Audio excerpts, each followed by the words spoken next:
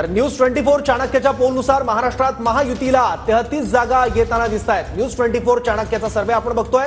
या पोलनुसार महाराष्ट्रात महाविकास आघाडीला 15 जागा येताना दिसतायत। न्यूज 24 चाणक्यच्या पोलनुसार महाराष्ट्रामध्ये महायुतीला 33 जागा मिळण्याचा अंदाज आहे। न्यूज 24 चाणक्यच्या पोलनुसार महाराष्ट्रामध्ये महाविकास आघाडीला 15 जागा मिळण्याचा अंदाज।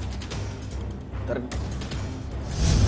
एक अपडेट सांगलीबद्दल एक्झिट पोल नेमका काय सांगतो। एक्झिट पोलनुसार सांगलीतून विशाल पाटील हे आघाडीवर आहेत, ज्यांना उमेदवारी मिळणार हे जवळपास निश्चित मानलं जात होतं। पण ऐनवेळी उद्धव ठाकरेंनी उमेदवारीची घोषणा केली चंद्रहार पाटलांच्या, आणि त्यानंतर विशाल पाटलांनी बंडाचं निशाण फडकावत अपक्ष उमेदवारी अर्ज दाखल केला होता, आणि आता विशाल पाटील हे आघाडीवर दिसतात। तिरंगी लढत आहे।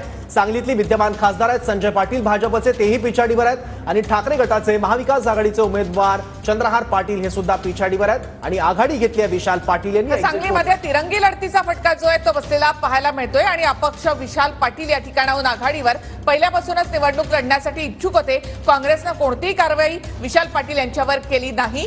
तसंच विश्वजित कदम ठामपणे विशाल पाटलांच्या पाठीशी उभे राहिले। संजय पाटील भाजपचे पिछाडीवर, चंद्रहार पाटील देखील ठाकरे गटाचे इथे